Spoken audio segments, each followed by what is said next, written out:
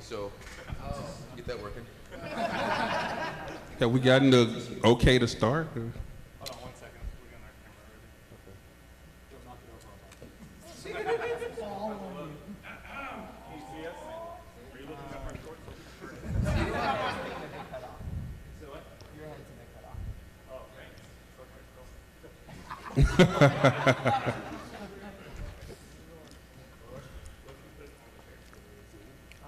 Here, you can use my bag away. Teamwork, make the dream. More bags. Pop the bags over. I know. It's like This is like the nerd version when they threw out the chairs in ECW arena. More bags. it's like the bag equivalent of when the ACW show where everybody just threw chairs in a ring. Just said that. Yeah, you're not flat on the chair. No one touch it. Maybe my luck will slip up and go flying. Catapulted. Your phone gets crushed. Good?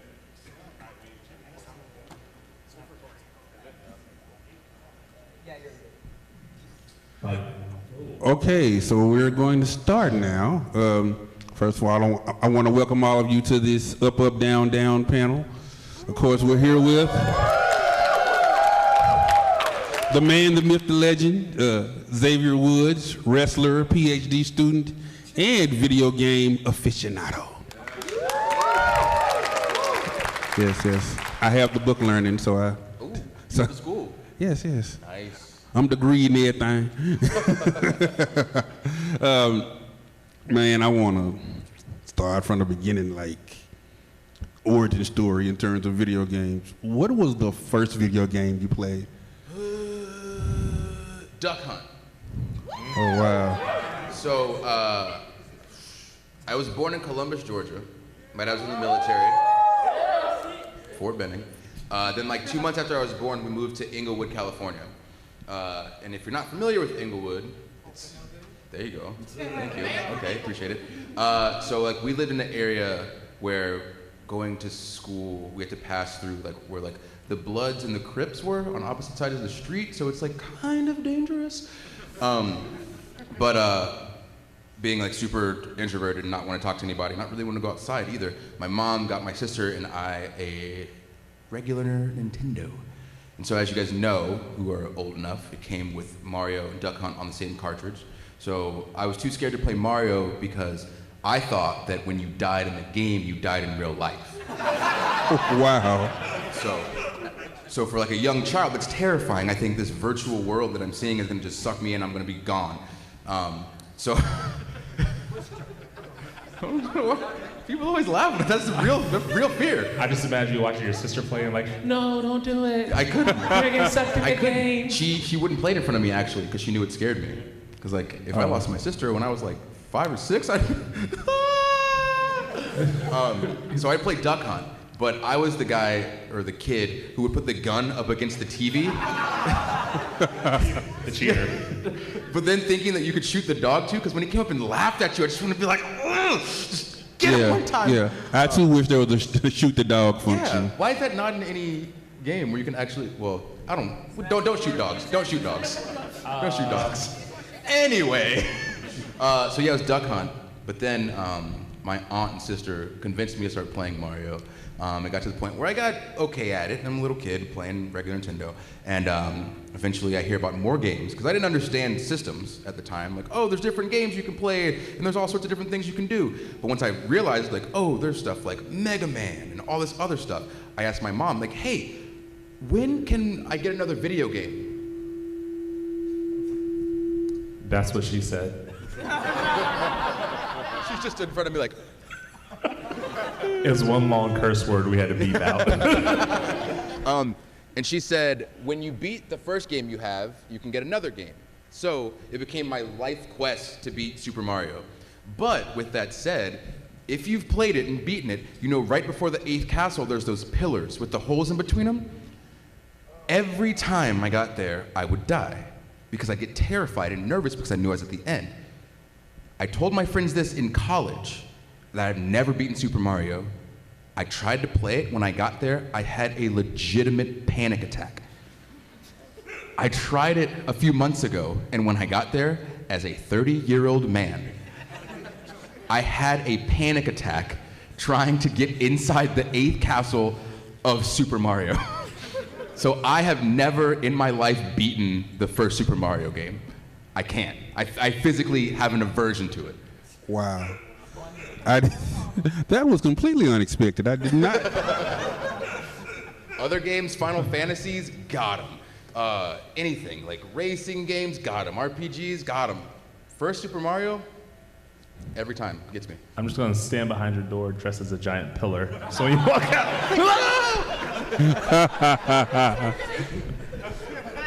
Elizabeth, this is the big one, honey. I know that'd be a. This is Mike, by the way. It's not just random dude sitting up here with us. I found a microphone and sat down. This is my best friend. He builds all of our cosplay stuff. So he made this sweet quail man. Yeah. And he made his sweet Chucky Finster. I actually stayed up most of the night actually cutting these and ironing them on, so. Oh, no one wants to pop for that? I'll pop for it. Woo, me, yeah! Yeah. Good job, steady hands. He's got steady cutting hands. Who's that supposed to be? I don't know. It's one of those things, so, sorry, we're just derailing this whole thing. Hey, man. We want it to feel good. You know how when you're cutting wrapping paper and you hit a good glide?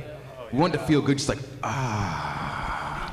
That's what we want everybody to feel like right now. Can we get a 1, 2, 3, ah. There we go. Just letting it out.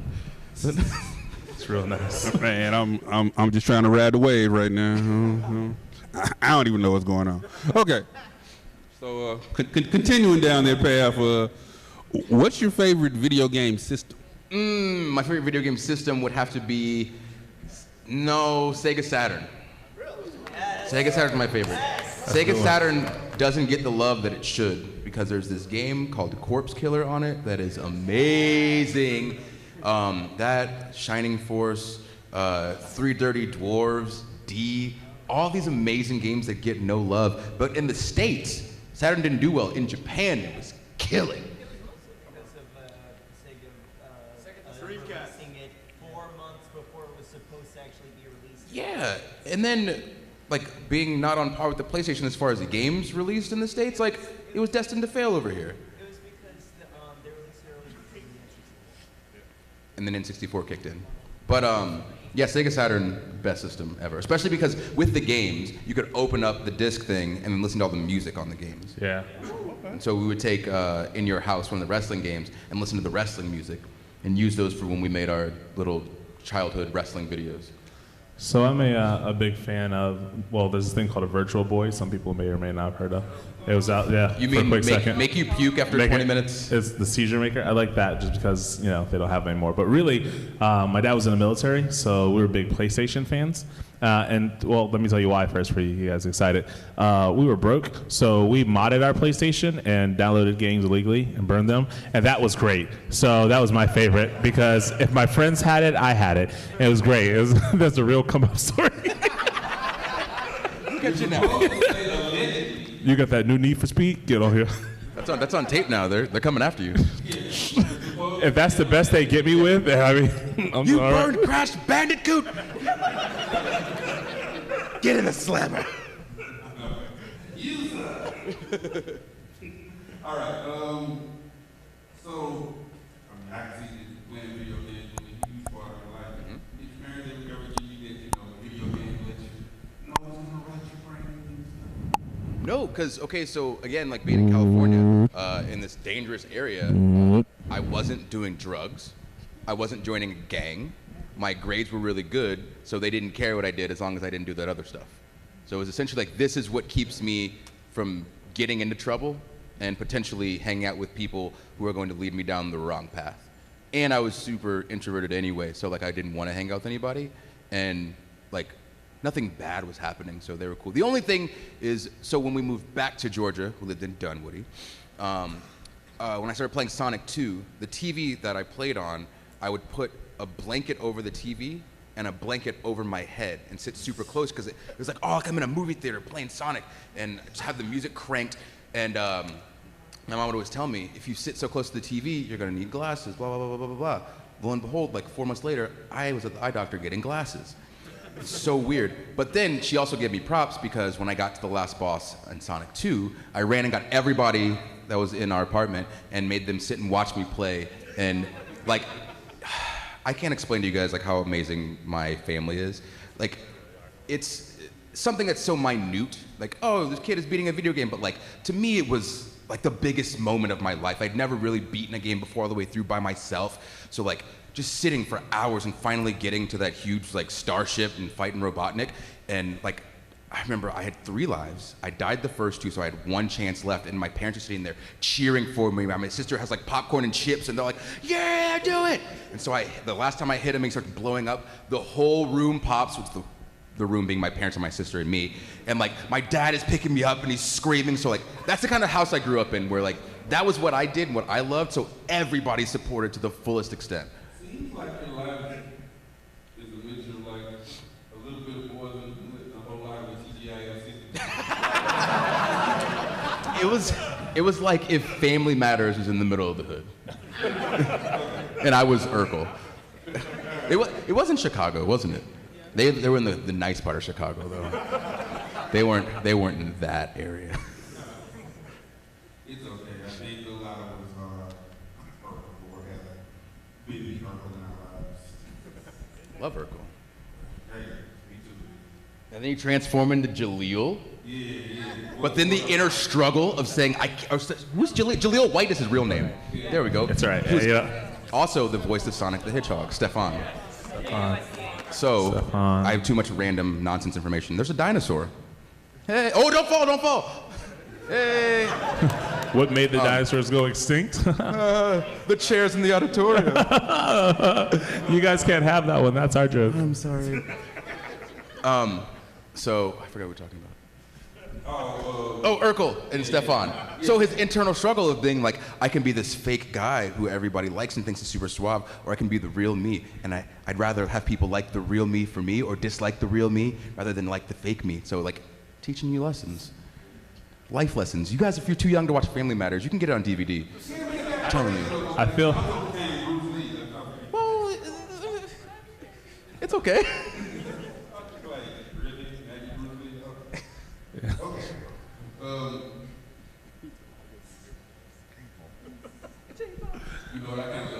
Yeah, all right. We're not. Sorry, can we take a time out and talk about how great this movie Meteor Man is? It's the stuff great, we're talking right? about, the realm of people that know is getting smaller and smaller. If you guys know Meteor Man, put your hands in the air. See? All right. Oh, yeah, okay. Let's talk about it. Okay. What if you could do that? What if you could touch a video game and absorb the powers? That'd be dope. Like Meteor Man 2, starring me. So we almost asked you to build us Meteor Man cosplay. We're gonna do Meteor Man, the other guy, but we couldn't figure out a third. Anyway, okay, sorry, what's the next question?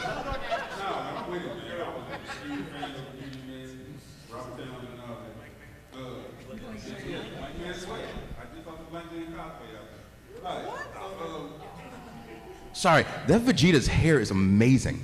Can everybody give it up for that guy?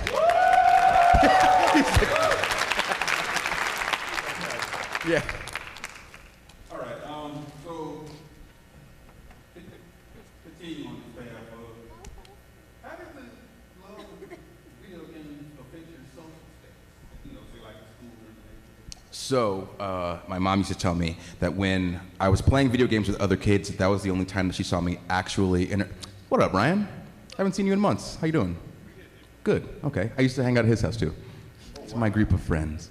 So anyway, when I'd play video games with other kids, that's the only time I would talk to them, interact with them, and she said it was like I was completing a circuit. So that was my connection with the other kids, was video games, and so through that, I became friends with kids, and then at school, I was able to talk to those kids, and those kids had the ability to talk to other kids while I didn't. So they would bring me into their realm of friends and introduce me, and I'd get a little bit more comfortable here and there. So legit, if I didn't play video games, then I would not be sitting on this stage with a microphone in my hand talking to you about Blank Man. Yeah. That's another thing I'm wondering about. I mean, you feel like you have and it's like between wrestling, training, It takes a lot of time to eat a box.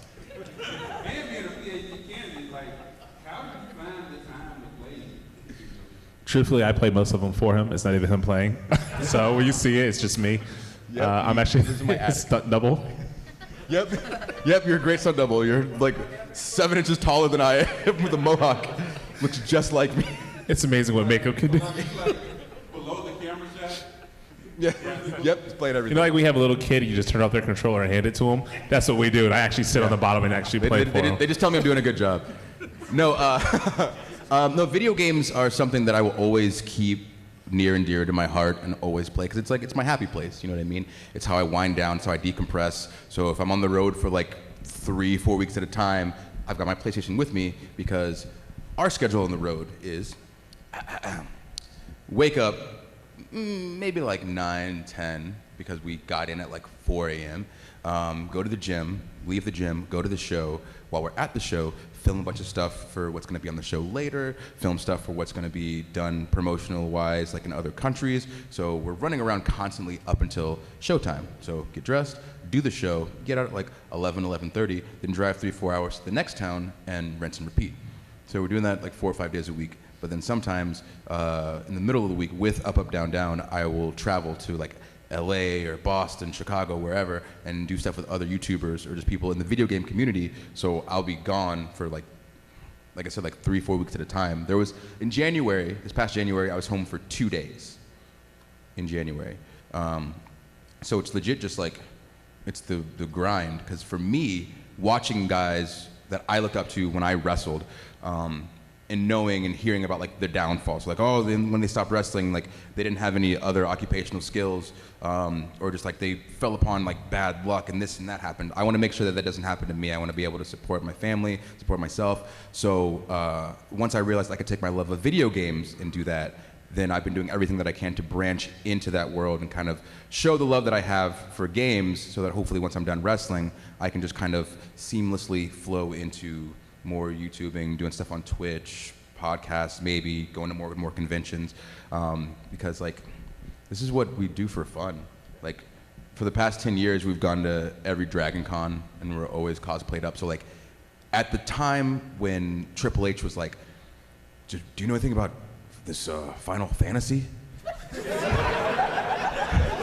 I was like, yeah, a little bit. He's like, oh, they want to do something with you for Mania. And you know how in TV shows, when someone hears news and their knees get weak and they're like gonna fall down, like they're gonna faint? Like I had to grab Kofi and eat, because I was like, what?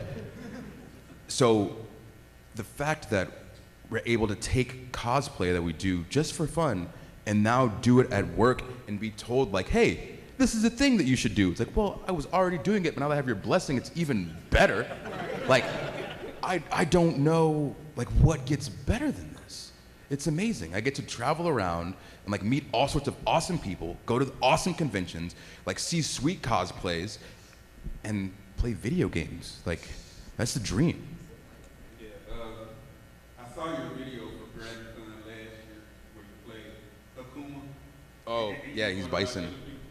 That was real weird. That was super hilarious. Yeah. That was great. It's things get intense once the sun goes down at Dragon Con. If you know, you know. If you don't worry about it. Speaking of the love for video games, I've seen you try. Yes. What inspired you to get that? So I wanted a tattoo for a while, but I'm terrified of needles. So, and people laugh. I can do blunt force trauma. I would rather you punch me in the face and I'll spit blood into the vial than like poke me, like, my skin is there to protect what's underneath it. So, it's, the more you know. Yeah. So, yeah, my epidermis, your epidermis is showing, Bart. So, This is breaking down so fast. I feel like it's only me, I'm sorry. So, okay, so I wanted a tattoo for the longest, but I didn't know what I wanted. So it's hard enough for me to figure out like what kind of like art I would want on my wall, and I can take that down. So I'm thinking if it's gonna go on my body, it's gonna be there till I'm old, wrinkly, nasty, and like telling kids to get off my lawn. So I settled on the Triforce, and it took me like 3 years to be okay with it, because I got it done in like henna first. I'm like, okay, it'll last like 2-3 weeks. Let's see if I like it. And it's like, okay, that's cool. Last another 6 months before I decided like, okay, let's do it. But I got it because one, I was in Toronto, and I was trying to find the mall. It was raining, it was horrible weather, and everybody was asking where it was being really rude. And I was just like, this kind of sucks. But I saw it in one more guy, and I was like, okay, let me ask one more person before I just give it up. And he tells me everything, go this way, blah, blah, blah, blah, blah, blah. I'm like, oh, thanks, man. And as he was walking like past me, he's like, oh, no problem. And he threw his hand up, and dude in like a business suit and everything, and he had like a baby Triforce like on the inside of his wrist. And I was like, one of us. So like, I have all these Ninja Turtle shirts and video game shirts, but like there's situations where I've got to wear like a dress shirt and a tie and like a nice suit and dress shoes, and not cosplay. Well, cosplaying as a businessman. So like for me, it's one of these things, I explained it to my mom like this. She's like, what does it mean? I was like, well, it's from this game, Legend of Zelda, and it essentially means if you mess with anyone that I consider my close friends or family, I will put you in the earth. That's Like plant them? Yep. Yep, I will plant them.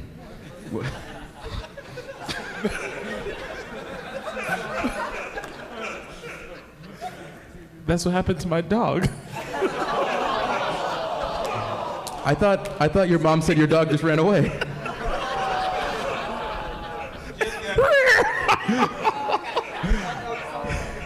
And now we're... They all get up and start leaving. So that's why I got this. Essentially, so I don't know, it's not like a reminder for myself, but like, so if people see it, they know, and if people don't know, they see it like, oh, okay, sweet tat, bro. I'm like, oh, thanks, you got your tribal. What tribe are you in, man? But no hate on tribal tattoos if anybody's got any. I know you do. That's why I said that.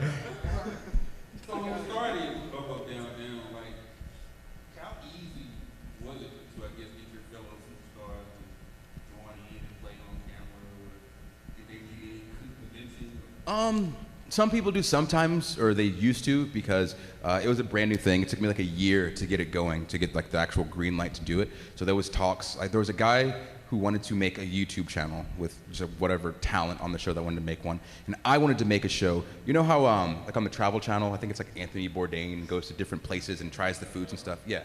So as I travel, I try to find different arcade bars. And like I got in like every city that we've been to, and I always end up talking to the owner, just asking them like, you know, where'd you get this game from? This is a relic, or I haven't seen this. Like I saw a guy, he had it's like a vintage toy store with an arcade on the side, and he had a Hook game, like a 4-player beat 'em up Hook. It's like I didn't even know that existed, and it wasn't like MAME or anything. It was an actual cabinet for this game. So I like getting stories about that and just hearing about people's love for bringing video games to other people, because hopefully at some point in my lifetime in Atlanta, I want to build an arcade bar here because it'd be awesome.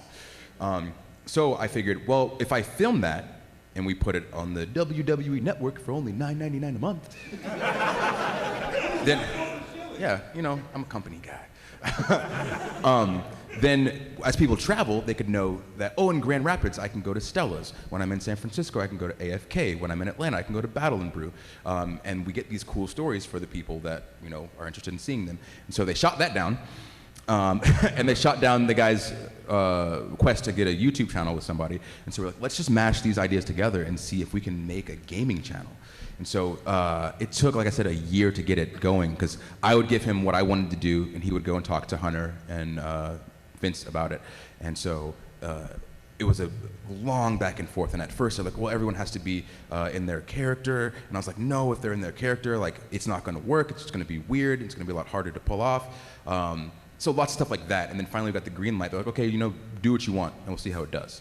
It's like, okay, cool. So we started filming, and it's me with a laptop, a webcam, a microphone that I travel with constantly. I have my PlayStation that I carry on my back. And then, so traveling-wise, I've got those 2 bags, and then my luggage bag with my gear in it, and then a duffel bag with my regular clothes in it. So I got 4 bags every time I leave the house. But I set that up backstage or wherever we are, and I get people to come play. So like I said, at first, it was a little weird because it was something nobody had done before, and video games were still kind of like a faux pas backstage, which has changed completely, which is awesome.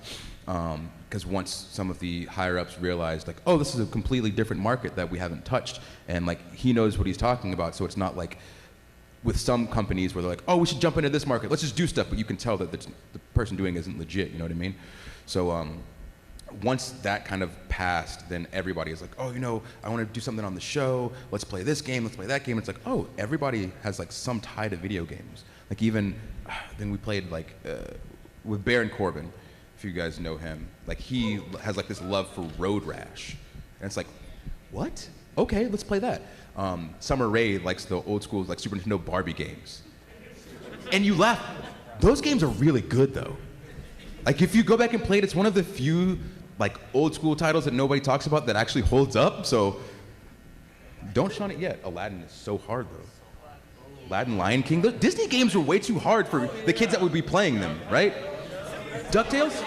Yeah. It's so difficult. I had Lion King on Game Gear, the battery drinker. So we would play, me and my sister would play this Lion King game as we like were in the car or whatever, and we didn't realize that if you have batteries inside of a battery-powered device and you leave it in the sun, those batteries will leak. They will leak battery acid. And so as I'm playing, something keeps getting on my fingers, and I keep like licking it off. I'm like, what is this? What is this? Yeah, that's why I'm this way. So my mom sees me over in the corner like a cat, like licking myself, and like, she's like, what are you doing? I was like, the Game Gear's leaking. It's like getting some stuff on me. I don't know. She looks at it, she's like, you're licking battery acid. Stop. She took my Game Gear from me, and I didn't get it at the time, so I'm freaking out, like, I'm so close, I'm playing Lion King, blah, blah, blah. She's like, this is not good for you. I didn't get it till like 5 or 6 years later. Like, she like saved my life, because I was gonna eat a battery. Good mom.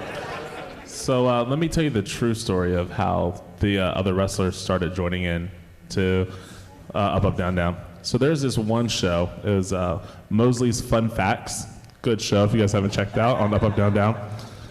A certain guy, maybe by the name of John Cena and Triple H, watched this show, and they were like, wow, this guy's great. I was busy, so they started filming me with other wrestlers, and that's how it took off. Pretty much true story. Yep. That's what true happened. Story. It's in our biography. Yes, I'm living his autobiography, which that makes perfect sense. Okay, I've been watching a lot of UpUpDownDown over the course of weeks. And I see it's kind of intense, but how he does it, like it's never got physical. Tell them about Big Show. Well, like, no one's been punched in the mouth. Let me say, when you're playing video games with your friends, has it ever gotten, using your words, physical? I mean, we never talk, there's been some profanity exchange, walking off in clubs. Did you ever throw your controller? Yeah. So there's games. There's games that make you not have friends. I'm legit, so if you guys use WhatsApp, the texting service, I'm in a group that's called I Thought We Were Friends. And that's the group we use to tell each other to get online and play Mario Kart. Because there's games in life that will change you and possibly make you no longer be friends with a person, and they are as follows. Monopoly. Yes. So Monopoly 1 because it takes so long, and if you're the banker and you're always cheating if you're winning. Spades, yes. Then video games, we got Mario Kart and Mario Party. Uno, okay, Uno, I have been slapped due to Uno. What, the draw for a wild card? Yeah, because we play that if you put down a draw 2, you can put down multiple draw 2s. So like different colors. So like let's say we're 3 playing. I hit him with like 3 draw 2s, but he can then put down draw 2s to make you draw even more. So I made somebody draw like 12 cards once, and I got slapped. But this was in high school, because we would play at lunch, and it was like a girl who's like 70 pounds. So like, what do you do in that situation? Because like, You just take their loss. yeah, I'm so stunned because like, you don't retaliate because you're not gonna hit women. Don't hit women. That's not cool. Well, you just remind her she needs to draw 12.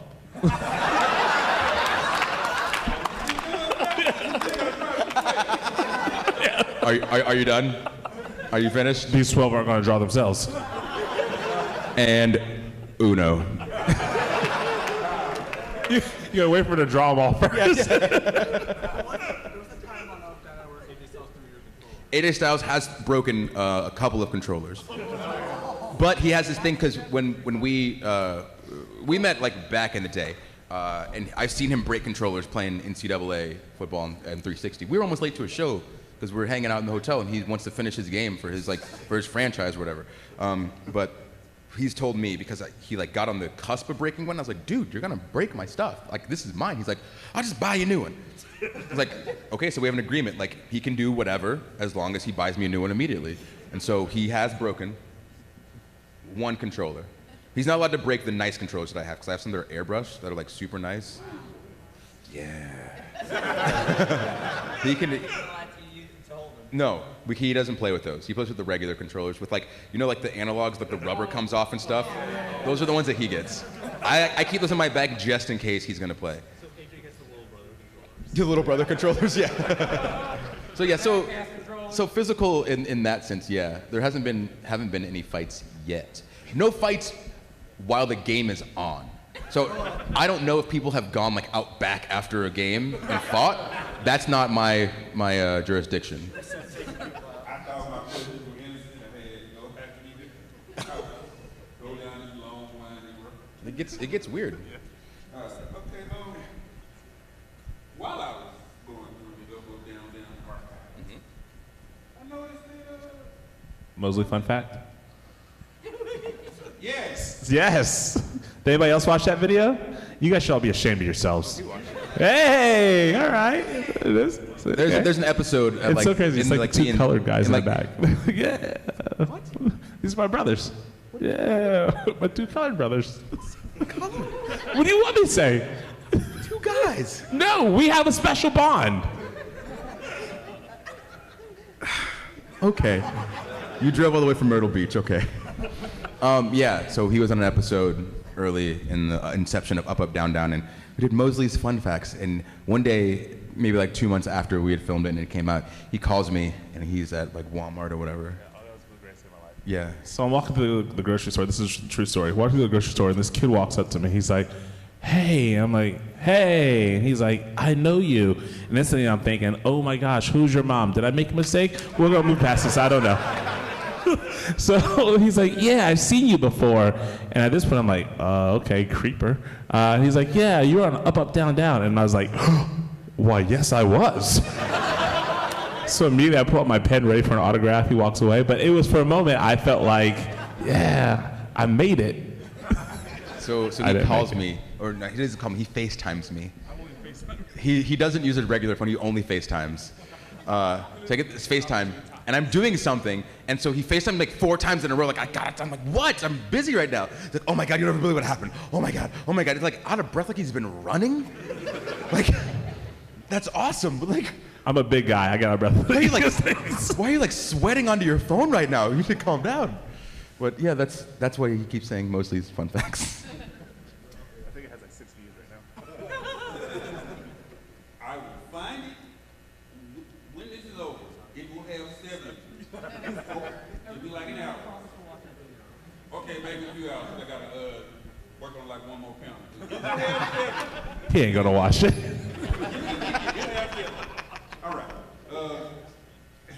Now you celebrated 1 million subscribers by playing Streets of Rage 2 with Stephanie McMahon. Yes.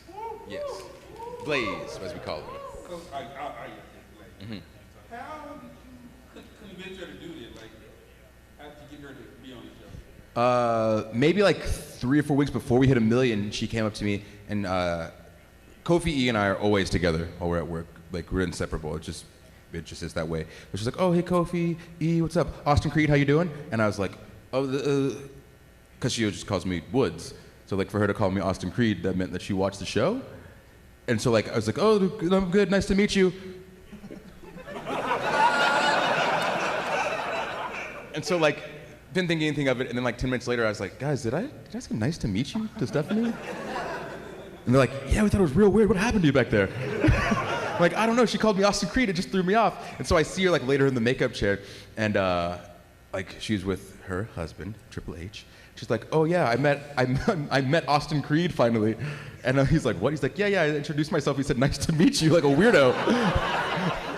And I was like, no, Stefan, that's because you've never met Austin Creed before. You met Xavier Woods. It's a different guy. She's like, yeah, sure. I was like, well, now that we're talking about it, would you mind being on the show because we're almost at 1 million? And she was like, yeah, sure. I love the episode with Bailey. And I was like,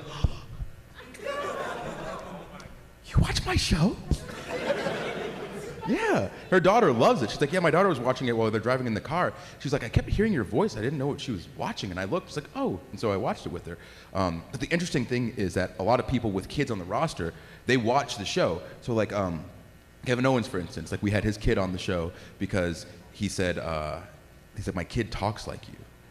Like, what do you mean? Like, he's like, all the things that you say, like, I like that. He's like, yeah, my kid does that.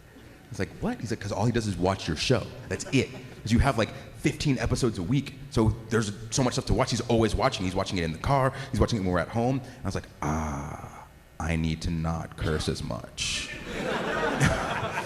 So cut down the cursing immensely because I realized, oh, there's tons of little kids watching this. YouTube is mainly kids, so like trying to make a solid watching environment for them. But like a lot of their kids watch the show, and it's cool because we get to have them on sometimes. And what I really want to do is have like a WWE kids tournament at some point. It's like a grandiose idea. Don't hold me to it if it never happens. But yeah, it's very intense. But things are happening. I'll say this now. Madden Finals, June 2nd. Done. Okay. Do you have any more, milestone I say that if we hit 5, that's when I'm gonna try to get Vince McMahon on the show. That's like my internal goal. That's the first time I've actually said it out loud. So if you guys help me get to 5 million, I'm gonna try to have Vince on. Don't let him win. Oh, I won't. No. Like if I get fired, like I'll still have my cred, you know. I can't. Yeah, but then what if he's just nasty at Street Fighter or Tekken? If I turn on the game, he's like, hey, who do you main? I'm like, what? No, he's looking at you like this. You want to play some games? Let's play Mario to the end. Like, I can't do it. He just gets to the 8th stage. He's like, here you go. No. So yeah, that's a milestone that I'd like to get.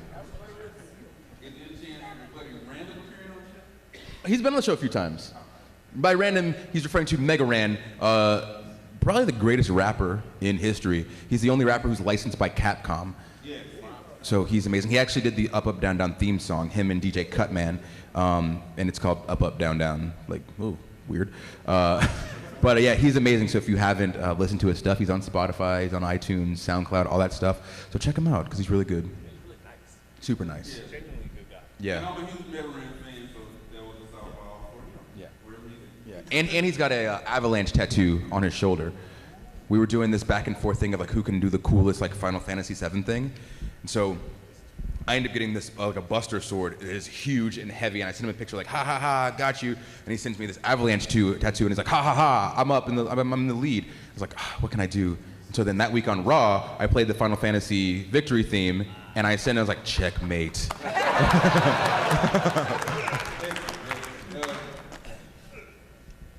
I've also noticed from watching UpUpDownDown that I believe it's Lil Murphy and Kaze. Kazi, yeah.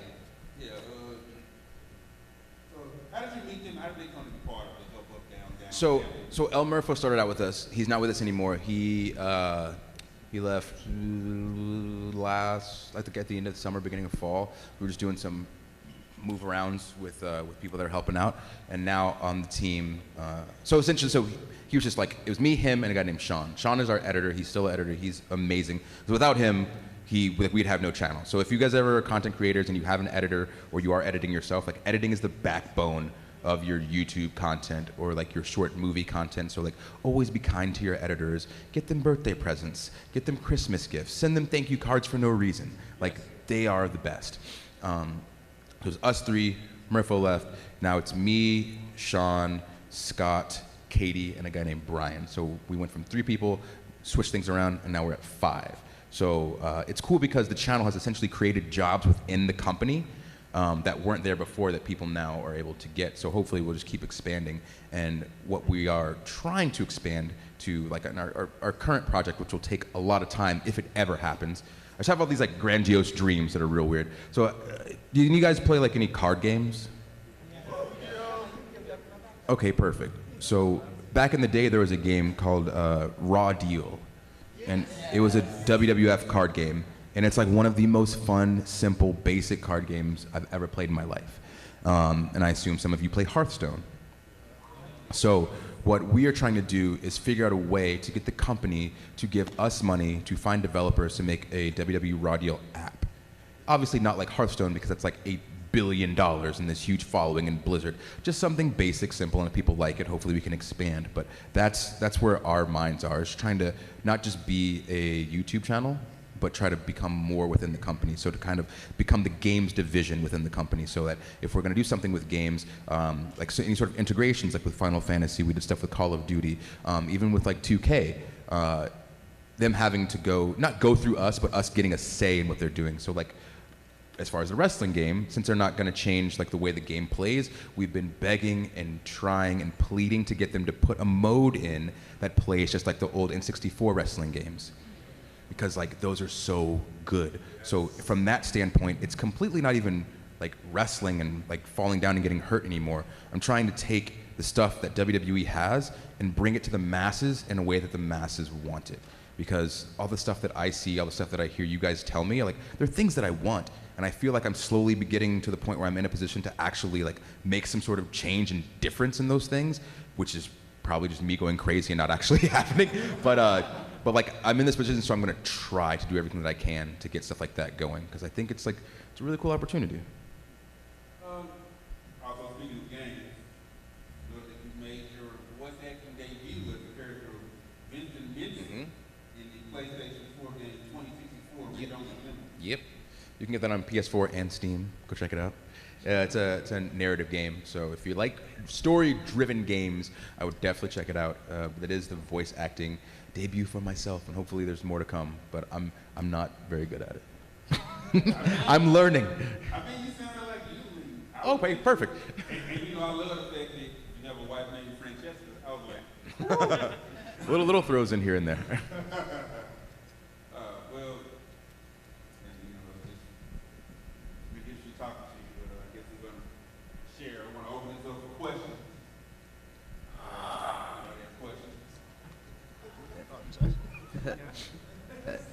So, What's going on? what is the most intense storytelling game you've ever played?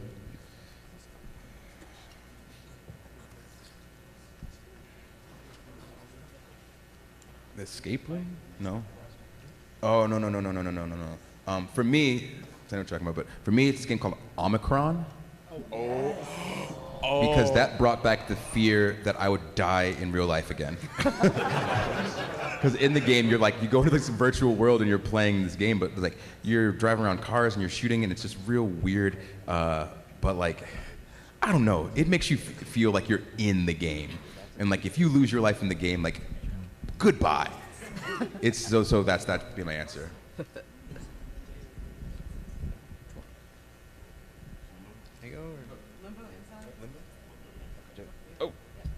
Hello? Hello. All right, just want to make sure. Is it heavy? Okay.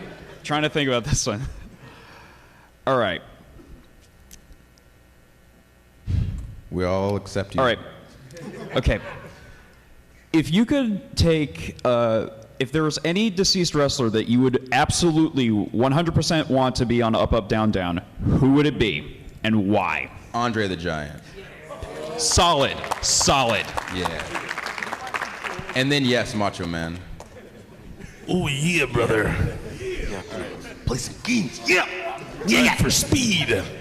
Yeah. I'm giving you a clip, sir. Nice shirt, by the way. Appreciate it. I actually have a question about it. Okay. You touched on it in the Q&A. I was listening to Bruce Pritchard's podcast. He was talking about the reason they got rid of WWE ice cream bars is because of distribution and everything. Is that the reason there's no New Day Pops, or is it just not enough support? So we sell a lot of our stuff at FYE.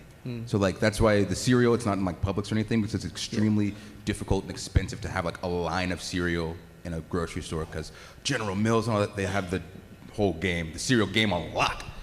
So FYE, we can sell whatever. So cereal doesn't go bad, it can hang out on the shelves. So the only other place we'd be able to really sell like ice cream that we've been told would be FYE. So that's one of the reasons that it didn't come to fruition, but we are still like slowly trying. Like, you won't hear us talk about it again unless it's gonna happen. Because we tried and we thought we were on the right track, and then we saw what was happening, and it was like, no. Because if that happens, we're gonna get yelled at by everyone in the building. So let's just back away slowly into the bushes and talk about something else. But yeah, so we tried, the company tried, but logistically, it just wasn't a possibility at this point in time. Now down the road, who knows? We're always pushing, like I said in the Q&A, we're pushing for weird stuff all the time. So fingers crossed. Okay, appreciate it. All right. That feeling when you immediately forget what the question you're about to ask. One thing I always ask people who do stuff on YouTube, how do you manage, I guess, balancing the time, you know, trying to stay up to date with your channel, as well as, you know, prioritize keeping, I guess, managing all your other priorities, just making sure like all your priorities are constantly maintained. It's definitely a balancing act, but something that I learned from my mom at a very young age is that if you want to do something, you'll do it. So if you find that you're creating content and then you're just like, you know, I'll take the day off, I'm not going to edit this, I'm not going to edit that, and then it's like, well, I wish I would have done that. It's like, you don't wish you would have done that, because if you do wish you would have done it, you would have done it. So logistically speaking, to me it's very simple. That if you want to get it done, you'll figure out how to put it into your schedule of things, and it'll become finito. But it definitely is difficult. So for me, with the wrestling schedule, because we're gone traveling so much, so I just find time while we're at shows, essentially, if we have any downtime. Like, as soon as I get to the building, I'll set my stuff up. And then if I'm able to get in there for 20 minutes and film something, I'll do that. If I'm able to grab somebody and they can film with me for 20, 30 minutes, I'll do that.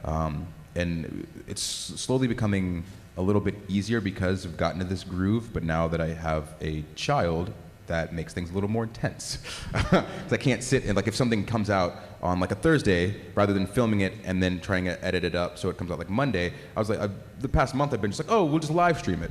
But now live streaming is a thing that I'm gonna have to figure out how to alter, because if I'm live streaming, if I'm playing Injustice 2 and crushing with Supergirl online, and then my baby starts crying, I'm not gonna be like, oh, hold on, baby, let me finish this live stream. I'm gonna dump the live stream and go tend to my human. So I don't know. It's just learning time management, honestly. And how do you manage balancing, I guess, playing for UpUpDownDown and playing just for fun? I really don't, unless I'm playing Tekken, because I can't film that yet. Tekken next week. But once I can film Tekken, then I'll just be filming all the time. Yeah. Because honestly, I've started to feel bad if I'm playing and not filming. Because I'm like, oh, I'm like wasting minutes. I should be making content. So like, I've been trying to come back off of that. So I've been using Final Fantasy 14 to do that. So recently, I've dumped like 45 extra hours into it because I'm trying to get past all the Heavensward stuff so I can be ready for Stormblood when it comes out. So if you guys don't play it. It's fantastic. June 2nd. June 20th, right? June 20th, yes. Are you starting a YouTube channel? Is that what you're asking? Yeah. So I'm brand new to the YouTube game also. And one thing I've found is getting as much content at one time that you can. So like we have a show that we're started called Couch Potatoes. And we've literally filmed 10 episodes by simply changing our shirts and filming back to back on one day off. You know, but it's just so, like you said, if you want to do it, you'll do it. But sometimes just like getting as much as you can in at one time and editing it that way. To set up a backlog. Right, and then you could even schedule, like on YouTube, you could schedule things for when they're posted. So even if you do everything and you 10 of them at one time and you schedule them one for every Monday, well, that's 10 weeks. And then that 10 weeks, you should be able to go ahead and get your next set out. So that's the biggest thing. We're always at least like a month backlogged. So what you're seeing on the show normally was filmed a month prior. So we try to keep that buffer. And thank you very much. You're welcome. So when you played against Justin Wan Tekken 7, how did you convince Biggie and Kofi to be your hype mans? Oh, there's no convincing done. That's what we do. That's what we do. When your friend is doing something, you've got to be there hype, especially on stage, microphones in hand, cameras on. Psh. And I almost beat him too. And that was before actually. It's a really good match. Thank you very much. I don't hear that much. It's a solid king. So I've tried to actually get better and watch a bunch of Tekken videos and actually like take time to train and get muscle memory. So we'll see. My goal is to go to a tournament and get like a round off of somebody. Yeah. If I do that this year, I'm happy. So the funny story about Big E and Kofi, so we did the WrestleMania thing, and they have this thing called the Lab, right? And it's so serious, and I thought it was like, oh, something funny, haha, Lab. No, like they hype each other up so much that Kofi comes out when they're playing in a lab jacket, goggles, I mean like gloves, the whole, like they're each other's greatest hype man. So the Lab is essentially, it's the PlayStation, or whatever gaming system is set up, because when you're playing and you're training, you're doing work, you're cooking up chemicals and trying to make the best formula. So that's the Lab. The Lab is different from tournament play though. Tournament play, it's game day, so you got to get things done. But yeah, there's definitely times where Kofi has a lab jacket. I don't know why. He carries it in his bag all the time. Wow. So if it gets serious, like if he gets beat up, his excuse is, no, that's lab work. Nobody wins or loses in the lab. We're all just working. And then if it gets even more serious, he'll put on his goggles and his lab coat, and it's like, all right, do you, man. But it's hilarious. But that's stuff that happens even like when cameras aren't on. So that's just him being ridiculous. It's like, think about how you are with your friends. Like, right. You get hype and you get like a close victory and you're like in their face screaming or like, ah. Like, I don't know. It keeps us sane though. That's just how he is? Yeah. Wow. Yeah. Because he's got 2 kids at home, so he doesn't get to play video games at home. So when I started bringing a PlayStation around, he was like, oh, I can do this still? So we've like brought a whole new light out of Kofi, and it's funny because you can see it even like in his promos and stuff. Like from what he was before to what he is now, because like he just talks trash, and he's possibly one of the best trash talkers I've ever seen in my life, and it just comes like off the dome, or I can't even explain it. It's just weird. It's weird and awesome, and I love it.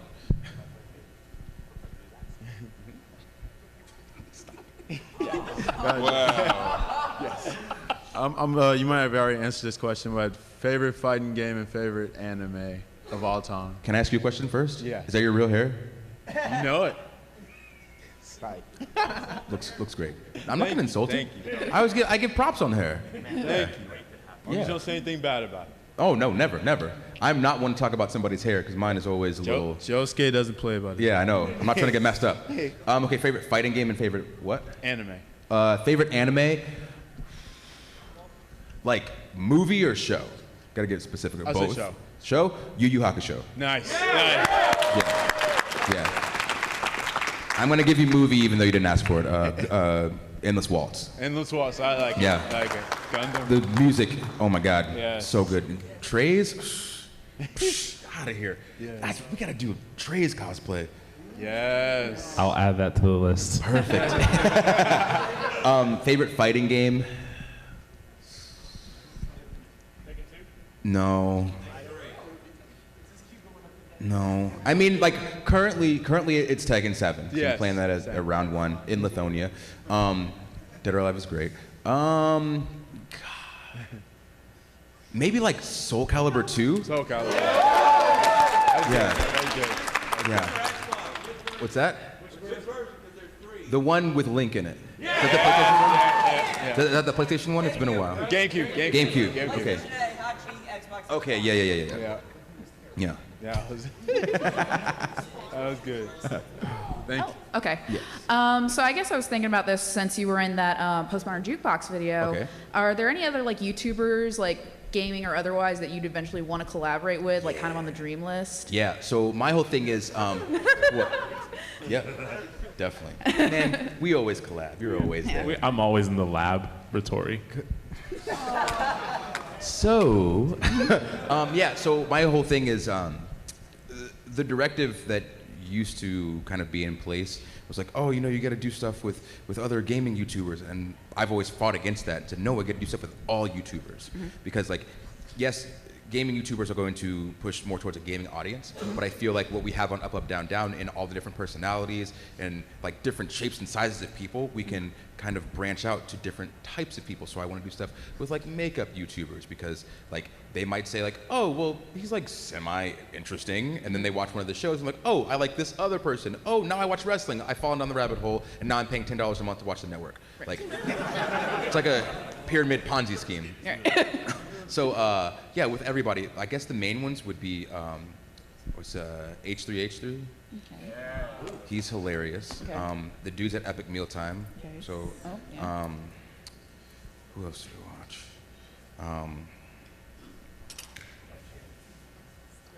Yeah, Dashy.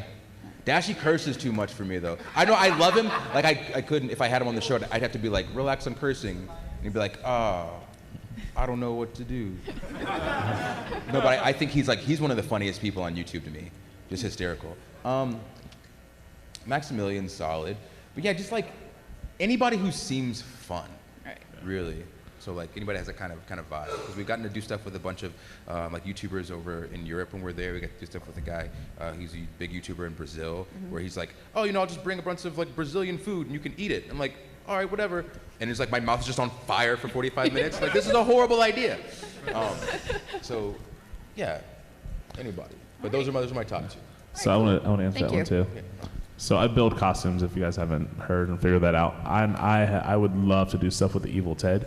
And if you guys know who Evil Ted is, he's fantastic. Evil Ted's amazing. If you guys are building any sort of cosplay, anything, go on Evil Ted's channel first because he literally has a how to build heads, masks, shoulders, chest pieces, legs, how to sew. He does it all. So and he's fantastic. So yeah. Okay, this guy's gonna have to be the last question, y'all. I'm sorry, we out of time. Basically, you spoke about like how you were surprised about Big E being like such a funny guy. Is there like any wrestler you've worked with that you were actually surprised is like a closet nerd or something? Or like just basically you were surprised that they were into like video games or anime, despite how they are. No, not Seth. Yeah, that's a good Big Show. Big Show. So Yeah, like he's not an anime guy, but he's like a first-person shooter guy. So like he's obsessed with Destiny. Yeah, his hands are huge. But like so there was once he realized like I talked games. So like once I got on the main roster, it was like you feel your way around and like it's like going to a new school. Like the first year you're like, ooh, hey guys, I'm like real nerdy, but I don't know if you can handle it yet. Then year two you're like, screw this. I'm gonna just show you everything. So once I started talking video games, Big Show was like, oh, you play games? I'm like, yeah. He's like, oh, you ever play God of War? I'm like, yeah. He's like, oh man, when I did this on the last level and I did blah, blah, blah, blah. I'm like, dude, it's too much. I didn't get into it that much, but he's like unreal at the stuff that he plays religiously. So Destiny, if you say the word Destiny to me or to him, there's 45 minutes of your day gone because he hits every single point and he's super passionate and it's awesome to see like a veteran who's that huge. Because like honestly, like the stereotypes that we have as like gamers, like oh they're like little nerdy guys and they got their pocket protectors and their glasses. Like we come in all shapes and sizes, you know what I mean? So it's always cool to me to see someone who's the Big Show to eloquently, not just speak about it, but eloquently and passionately speak about the ins and outs of a game. He's like, oh yeah, when you shoot this shot, it takes like 75% away, and then this, and you add this to that, so I've got this much light, and blah, blah, blah, and I go to this thing, we run this raid, and I'm like, dude, that's awesome. I don't understand anything you're saying, but I'm into it. So definitely Big Show. And the fact, so like I got him into virtual reality, I got Oculus Rift, and I told this in the other one, so I had him playing this game called Robo Recall. So you're shooting guns and everything. So at one point, I'm trying to block him because some people in the locker room were like trying to like mess with him because you can't see because it's virtual reality. And he goes to pull like a shotgun from his back, but as I'm like trying to block Jericho from doing something to him, Big Show's hand comes around and hits me right in the face. And his hands are like this big. And so he immediately pops the thing off. Oh my God, oh my God. And I'm just like, no, you're good, don't worry about it. And then when he puts it back on, I'm just like, I don't want to tell him because he's one of the nicest guys on the roster like ever. He's so cool. But yeah, just he's a good dude. He's a nerd. Okay, All right, we want to thank Xavier Woods for giving us the lowdown on Up Up Down Down, and tell us where we can find you on social media. At Xavier Woods PhD on Twitter and Instagram, and you can follow the channel at UpUpDownDown without the O's. And yeah, you just have to pull out your phones right now, because there you go. All right, yeah, slackers in class, I know. You're the ones I was like, oh, go home and study. You didn't study. Pull out your cell phones and go to Instagram, and you can find me at The Real, R-E-A-L, Michael, M-I-K-A-L, Mosley, M-O-S-L-E-Y. That's right, The Real Michael Mosley. And I always post like what I'm doing. So like if you guys followed me during WrestleMania, you'd have seen the process of making the New Day's gear and stuff like that. So, and some of the new stuff that I'm working on. I will say this, I'm working on 2 NFL players cosplays and 1 other WWE superstars cosplays. Who is it? Well, subscribe and find out, nerds. All right, and also Xavier will be signing autographs from 4 to 6 in Exhibit Hall A1. This concludes this panel. Thank you all for coming. Thank you, Xavier. thanks, guys and gals.